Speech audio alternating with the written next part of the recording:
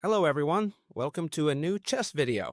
In this video, I'm going to show you the best way, the best trap, to counter the most popular move by white, which is e4. A very strong player taught me this trap at a tournament I played in years ago, and I still hadn't shared it on the channel, so today is the day. Now we've reached the perfect moment to show you this trap.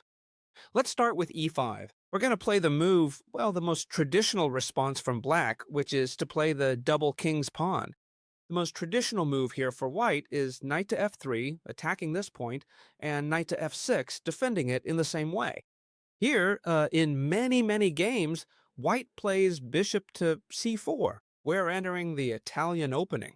Here we have two options, bishop to c5 and knight to f6.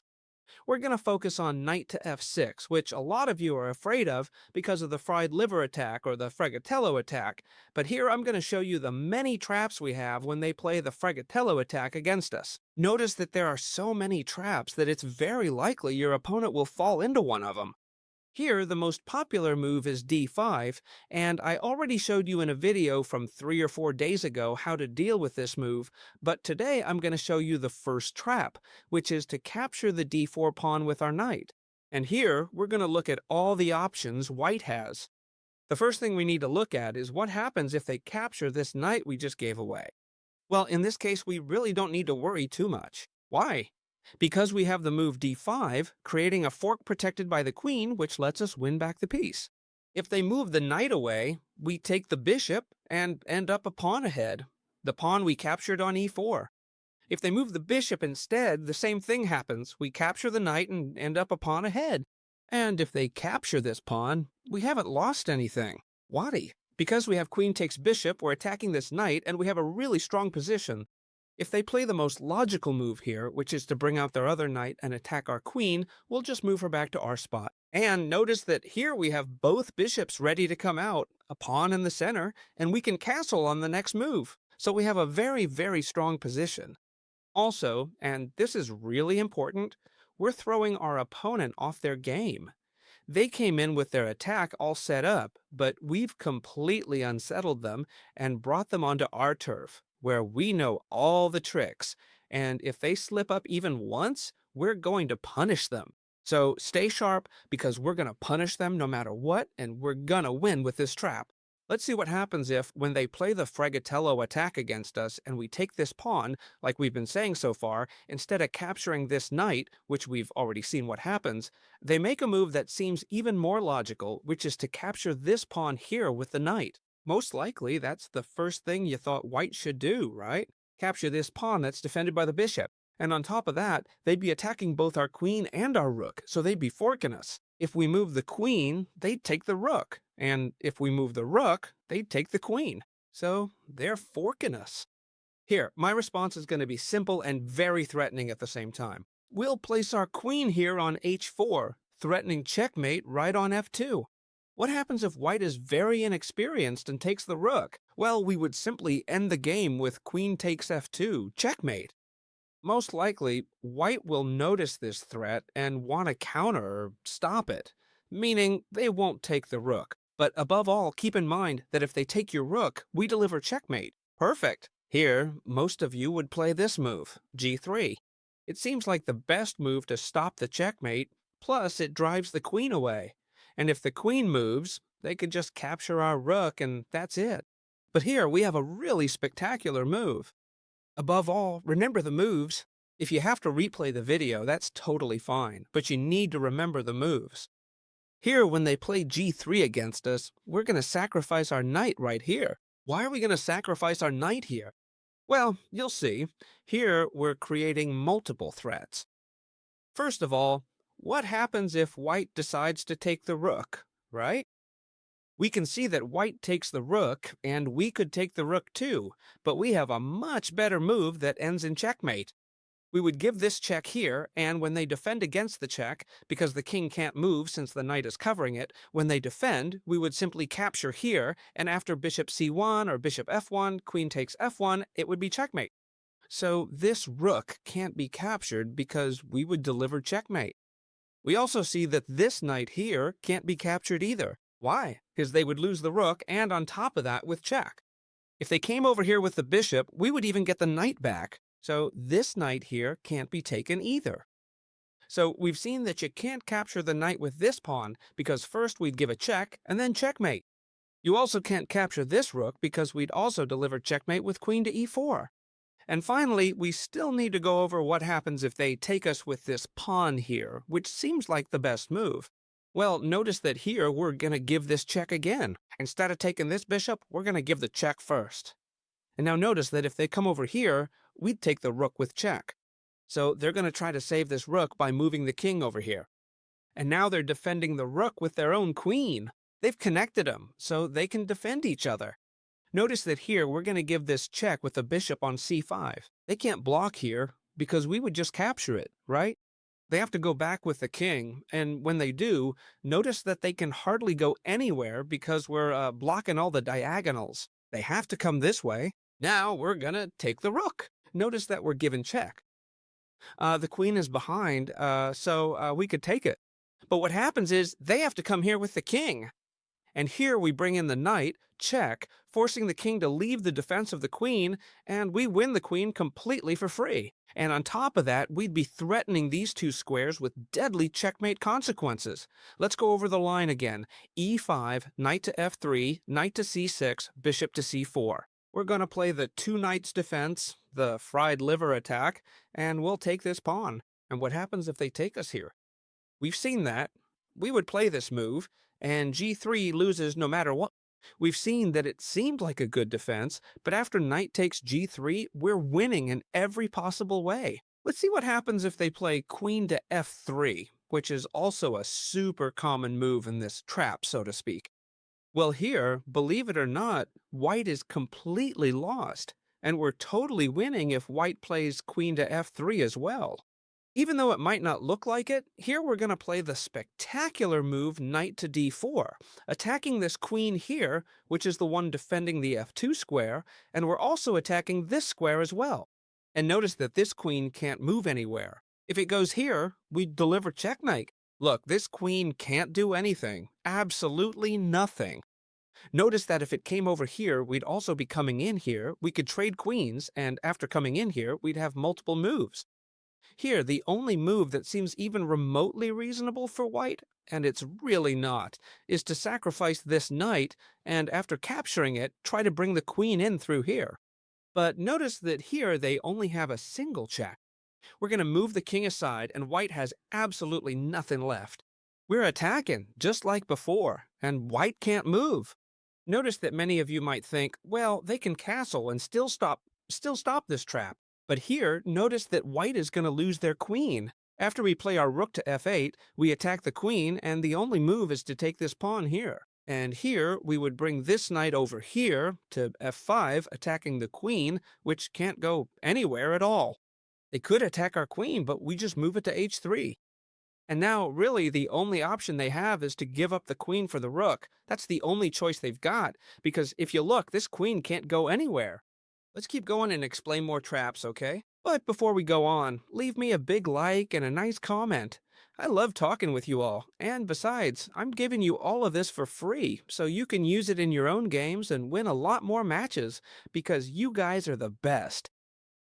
Notice that after the move queen to h4, we've shown how we can punish g3 in every possible way, and now they're completely lost. We've shown how queen to f3 can also be punished, and we win with all the options. But let's see what happens if white castles, since it seems like a very natural move, and it looks like they're stopping all the threats to the f2 square, sorry, I meant f7, because it's defended by both the rook and the king. Notice that here what we're going to do is the following. We're also going to sacrifice this knight, which I like to call the suicidal knight, because it's being sacrificed in every variation. Here, we're going to take this knight right here, and we're also attacking the queen, so we're basically forcing them to capture this knight. And here we would simply play bishop to c5, pinning this rook and also putting pressure on it with both pieces. So we're threatening to come in and take the rook with our queen. So here they have to defend the rook. For example, queen to f3, this is by far the most played move here because they're supporting this square and defending the rook. So here it looks like white is defending everything, but that's not actually the case. Here, we could capture the rook, that's true, but we have a move that's absolutely incredible. That move is to place our rook on f8. Notice that castling wouldn't work here. Why? Because we're putting the king in a pinned position. So what we need to do is calmly play our rook to f8, and let's analyze what's happening here. Notice that right now, all the pieces are under attack. This knight here is under attack, this bishop here is attacked by the queen, and this rook is attacked by both the bishop and the queen. So white is in a very dangerous situation. And here, they're going to lose anyway. Imagine they try to attack this queen here.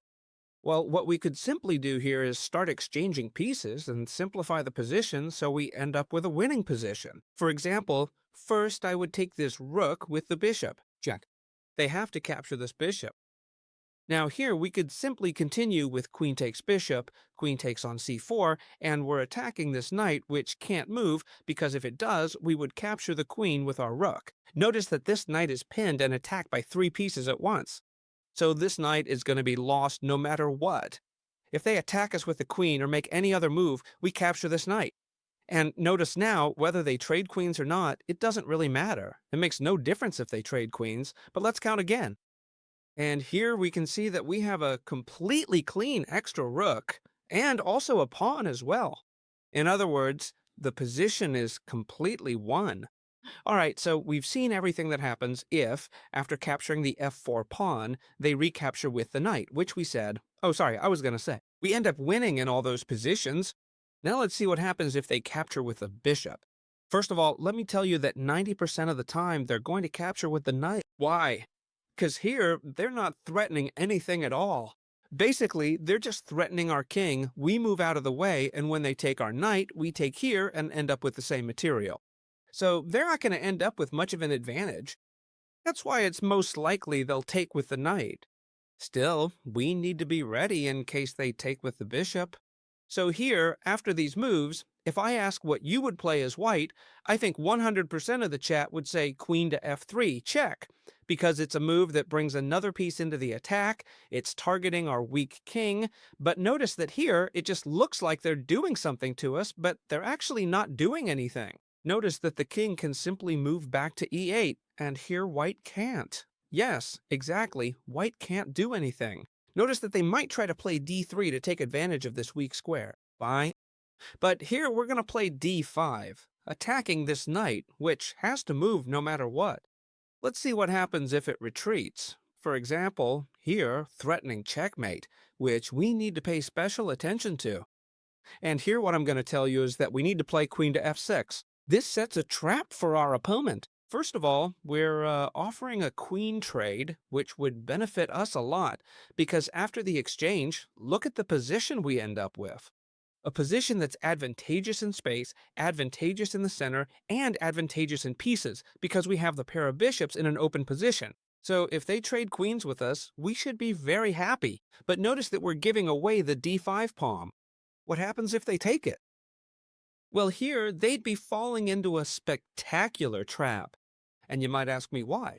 Because after this little move here, there's no way to defend the c2 square, and, of course, the fork between the king and the rook. Come on, chess teacher, you can defend it. There's this move, queen to c4, which defends it without any problem. That's right, but here we'll play bishop 5, protected by the knight, and now white only has 2 options to keep defending the c2 square, either bring the queen here or take this pawn over here. If they bring the queen here, we'll make this incredible move, bishop to b4, pinning the queen. If they take the bishop, check, we capture the queen, so they'd be losing the queen. And if they don't take the bishop, notice that this queen can't move because it's pinned, so we'd win it without a doubt. So what happens if they come here? We've already seen that they lose. What happens if they take this pawn here on c7? Well, the same thing would simply happen. First, we attack the queen over here. Basically, this queen has to come here because there's no other way out, and we do the same thing again. We place the bishop here, and it's the same situation. We win the queen if they take the bishop. If not, we take the queen, and if they take the bishop, we pull off this triple tactic. Notice that it might seem like there are a lot of lines, and you might get a little overwhelmed if you're not used to analyzing so many variations. But nothing could be further from the truth. Your opponent will be way more lost because all this information you're reviewing in this video, they won't have. So you'll have the advantage at all times. If nothing else, what you can do is watch this video several times until you have these lines really well reviewed. You can save the video or watch it whenever you think it's a good time to study, or even when you feel like you're forgetting a line, and it'll be an excellent tool to take advantage of all these traps we have against e4. All right, to wrap up all these variations, I'm going to show you a line that I think will fascinate you. So open your eyes wide and pay close attention to this incredible line. If they take our bishop, we've said that we would put our king on e8. Now they could simply take our knight, we would take this little bishop here, queen to f3 check, and we would go back to e8, sorry. And after d5, we've seen what happens if they come over here to attack us with the ch, to threaten us with a checkmate. Let's see what happens if they retreat the knight, which could also be a very likely move, and we can't overlook it. Well, here I'm going to show you an incredible move, which is h5. And you might ask me, okay, this move is threatening h4, threatening this knight, it's threatening to come here with a bishop, it's threatening to come here with a knight, queen, and hit here. But what happens if they take this pawn from us? Because, of course, it's making a lot of threats, but if white just takes the pawn, it seems like they get out of all of them. Well, no, my friends. Notice that here we have a brutal move, and we're going to go into beast mode. We're going all in here. We're going to bring the queen here, threatening this knight, which has to retreat no matter what, because we're attacking it with two pieces, and it's only defended by the queen. Notice that this move isn't possible because the bishop takes, okay? They have to retreat the knight no matter what. And now, here, we would also come in with this move. We're attacking the queen and we're attacking this square. They have to come defend because otherwise this square would fall and so would the rook. And right now, notice that we're going to play bishop to g5, attacking this queen, which can't go anywhere. These are all forced moves. Notice how important it is that the move is forced. In other words, the opponent has to do it no matter what if they don't want to lose, and they're going to lose anyway. Here, they have to play this move f3, the only way not to lose the queen. Just look. And now, what are we going to do? Well, we're not going to give away the bishop or the knight. We're going to give away the queen. And we're completely winning. Give this video a big like, okay? I'm really putting a lot of effort into this. What happens if they take our queen? Because they don't have any other option, they have to take the queen. Well, here we'd come in with a rook takes rook check. The king has to move, and when it does, we'll take the queen. Notice that we're left with a huge advantage, a lot of extra material, a whole rook up and an extra piece. We just need to move this bishop out of the way. But maybe not even that, because we're also threatening this other bishop. So they'll have to move the knight. Now we'd move the bishop. We're left with a huge advantage. I hope you love this video, that you start playing these traps, and that you win a ton of games. I hope you leave me lots of comments and likes, and I'll see you in the next video, friends. Goodbye.